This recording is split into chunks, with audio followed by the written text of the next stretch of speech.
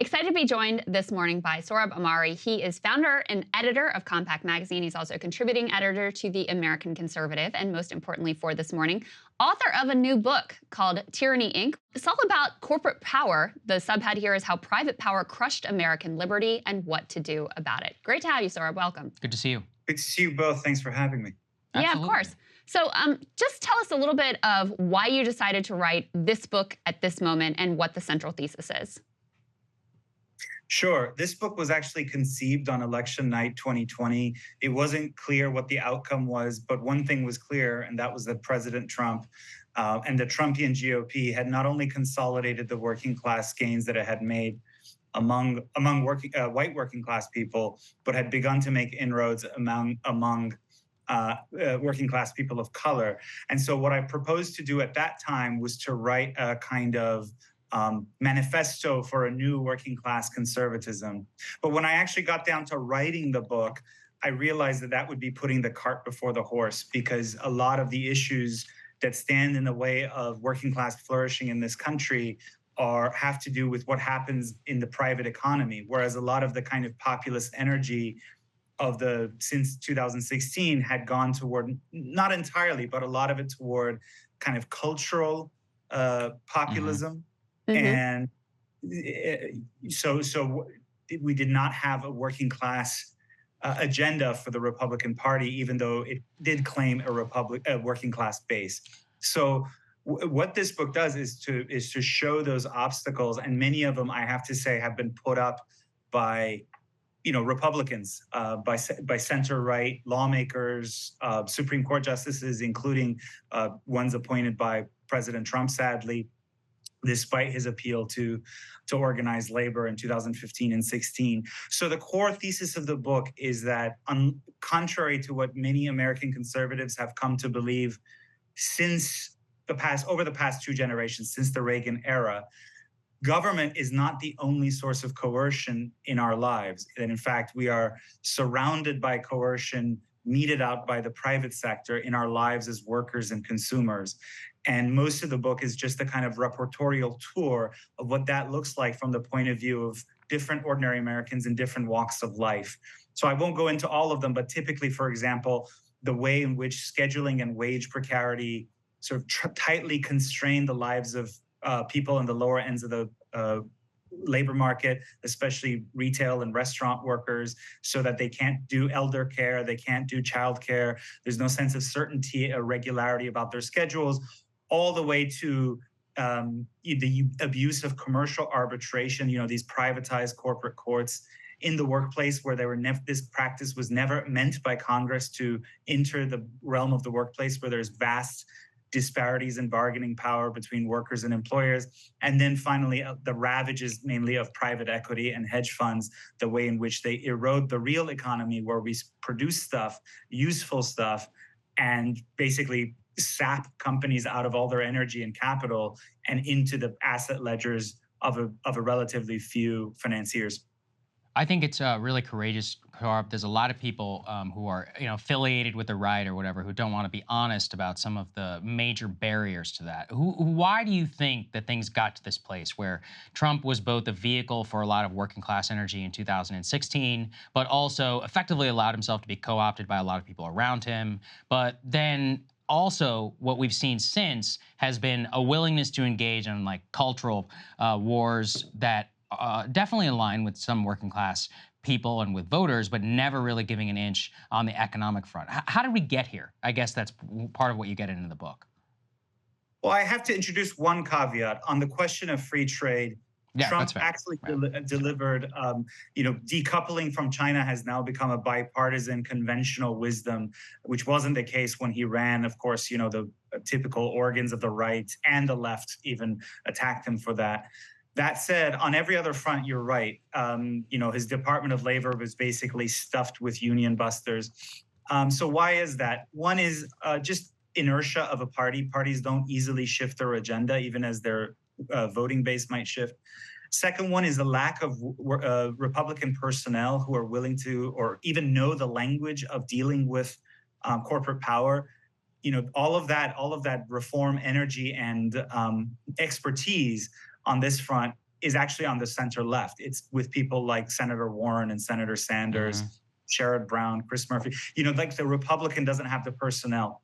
But the biggest influence is not even like the sociopathic few billionaires. And this is the hardest one to talk about, honestly, is the fact that the power base of the Republican Party, which is not the same as its voting base, but the power base of the party is what you would call small and regional capital. It's like the tire distributor, the chain of car dealerships in a particular region. And that figure is the most kind of resistant to reform. He might be himself in some ways a victim of the vicissitudes of the market system. He's resentful at larger capital, which is able to muster corporate governmental power and so forth. But his only answer is always tearing down the few constraints that remain to try to control the market system and make it a little fairer. It's like, just leave me alone. The self-made man at the rubber chicken dinner is a powerful figure in the Republican Party. Just a quick point, what might fix that is if the Republicans make enough good faith gestures toward organized labor so that the workers who are now voting for the Republican Party find an organized voice within the Republican coalition, rather than being basically people who vote one way but get a different set of results. Yeah, for the reasons that you laid out, I'm just very skeptical that that's even possible. And I'll tell you, I was saying to you before we started the segment, like I was expecting to hate at least some portion of this book, but I really didn't. I mean, the book is basically like social democracy. I'm a social democrat. A lot of this could have been written by like a Bernie Sanders.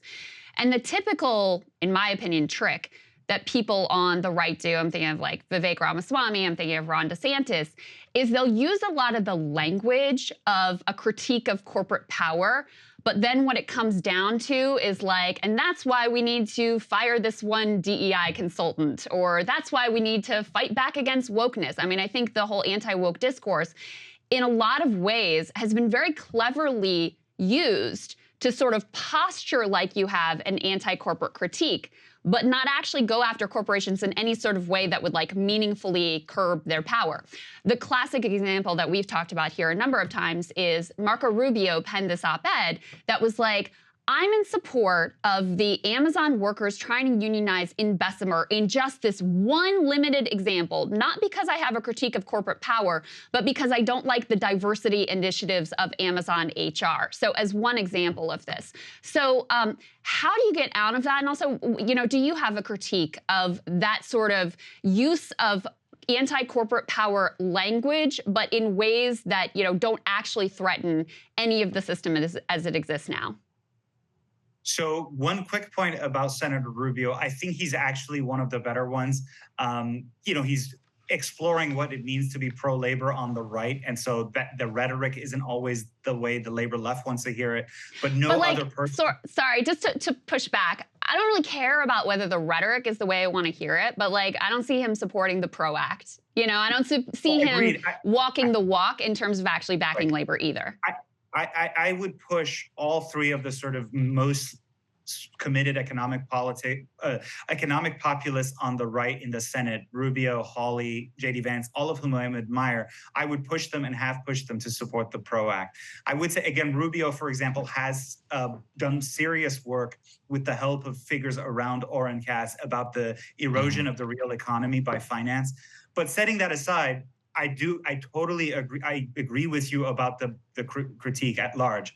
You said you didn't find much to agree with. You didn't find much to disagree with my book. Likewise, I don't find much to disagree with you in what you just said. I've come to really despise this kind of fake populism, this weird class analysis in which like precarious adjunct professors are the elite, and Elon Musk is actually the subaltern proletarian hero, or just the sort of hostility, frankly, for the proverbial purple-haired barista who may not share cultural views, but insofar as she wants like a decent wage and more workplace security and health security, if you're pro-worker, you have to hear that out and listen to that and not just sort of image the typical worker as only like a self-employed roofer or at best a kind of burly teamster. That's part of the working class. But the reality is the working class in the United States also includes, Filipina ladies who work in hospitality. It includes those like precarious adjuncts and so on. So I hear you totally on that.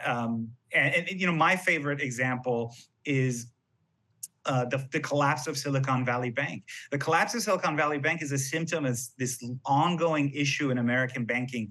I would argue going back to the Jacksonian era, where most developed countries have like a few large banks that are almost regulated utilities, whereas the United States, since the Jacksonians, has had these small and regional banks, which can actually, in their own weird way, can wreak havoc. So that's a complex and serious issue. What was the response of the right to that as a kind of populism? Oh, it was because it was a woke bank. Well, Right. I'm sorry, but the board of Silicon Valley Bank was dominated by white guys. What are you talking about, woke bank? There was like one gay guy on there, and they're like, oh, we found the wokeness. There we go. Yeah, but I would say there is a kind of parallel version of this on what I call the lifestyle left, not to make too much of it, because there's plenty, like I said, plenty of good reforms on the left and center left. But there is that kind of, corporations have also learned that if they sort of do the song and dance of 100%.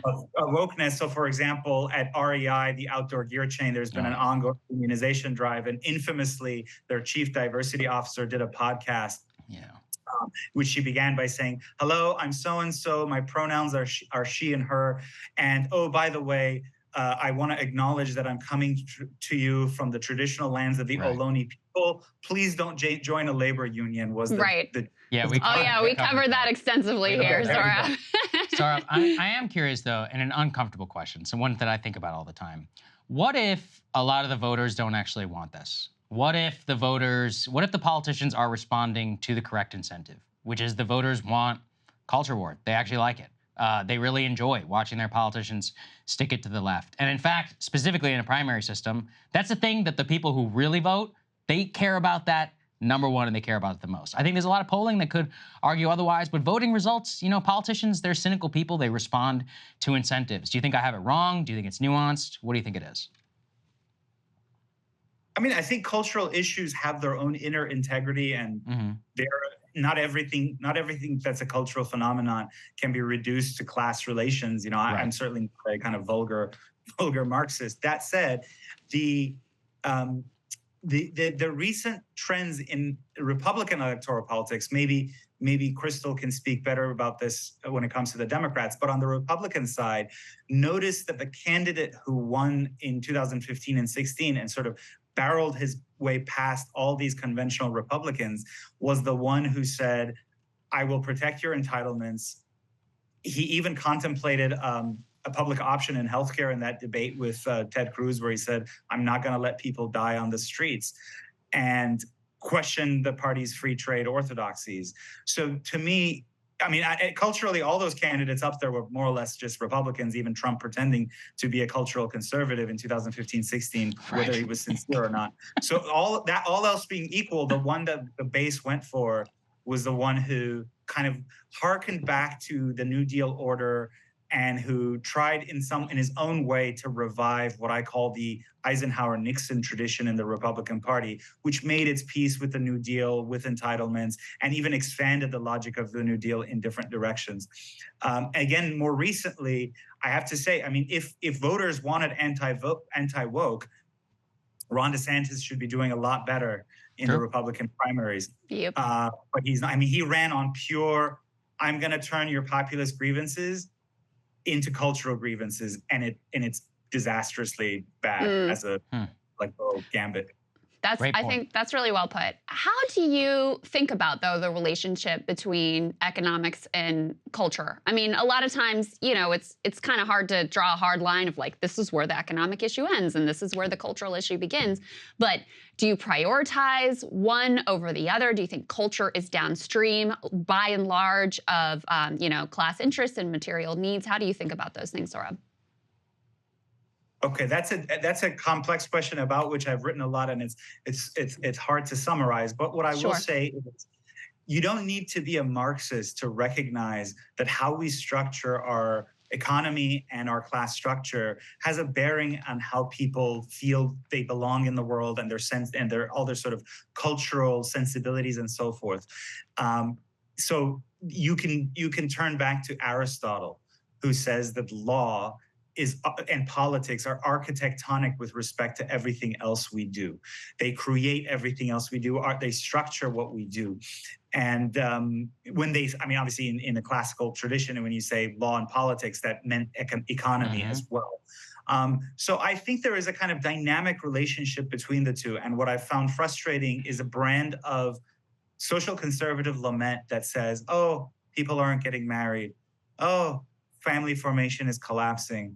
Oh, church attendance is down, but never connects the sort of link between these phenomena, which I decry as well. I have my conservative sensibilities, and I think there's an ideal of human flourishing that I draw from the Christian faith I have and so on, but they never then connect that to our material conditions. Like, oh, if you're constantly harried because your firm does human resources scheduling using an algorithm to minimize the costs, their labor costs, but for you, life is a complete chaos as a result of that. You may not have time to spend with your kids. And your kids, in fact, studies show, University of California studies show that workers who are subjected to this kind of precarious scheduling, which is about a third of, at least a third of workers in the service industry, their children, I mean, it doesn't take a rocket science scientist to explain this. Their children have feelings of guilt, are more likely to act out in school. Why? Because mom and dad, or however the family formation may be, don't get to spend regular, systematic time with their kids.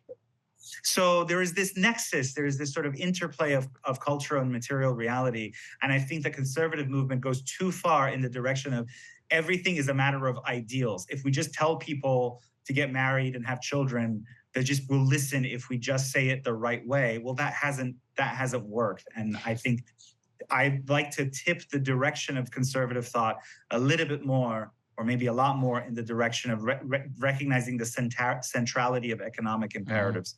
So Sohrab, if you feel like a lot of the cultural outcomes that you would like to see in terms of family formations and human flourishing, if you feel like a lot of those would be achieved by what is basically like Bernie Sanders style social democracy, why are you on the right?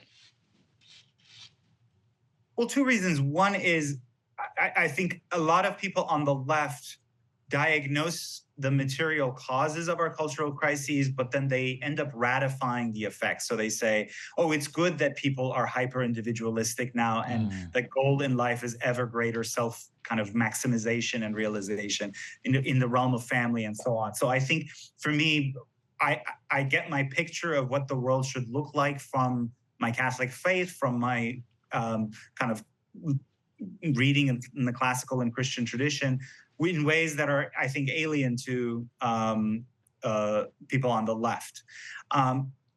Yeah, I mean that's the main reason. And I will say there are issues of fundamental conscience for me that make it very hard, and that has mainly with abortion and the liberty of the church or religious liberty, where I feel like if the left were willing to moderate just even a teeny bit, you can maybe begin to take steps in its direction.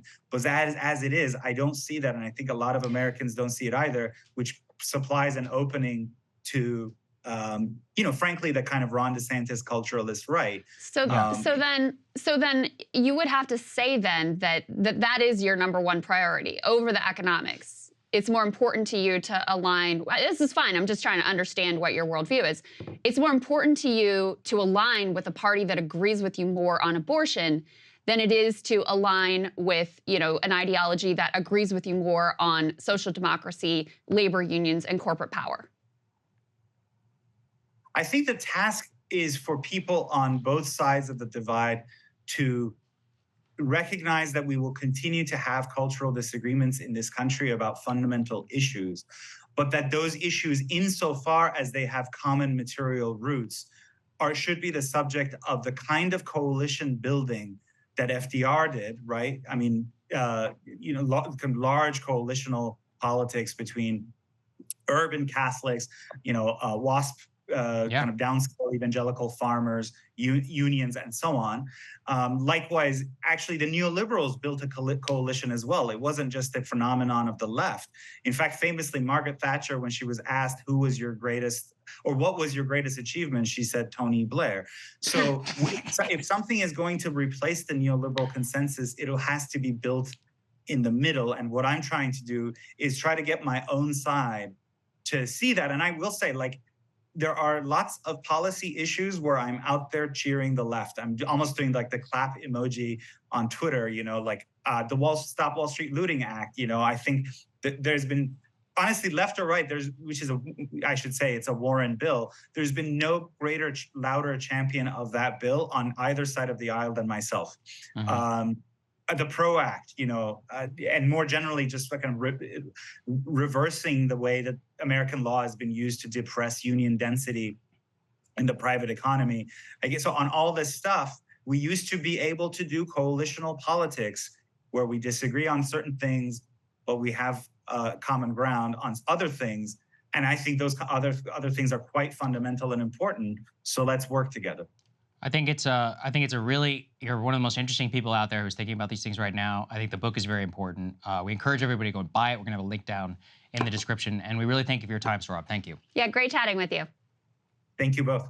Good to see you, man. It's our pleasure. Hey guys, if you like that video, go to breakingpoints.com, become a premium subscriber, and help us build the best independent media organization on the planet. That's right. We're subscriber funded. We're building something new. We want to replace these failing mainstream media organizations. So again, to subscribe, it's breakingpoints.com.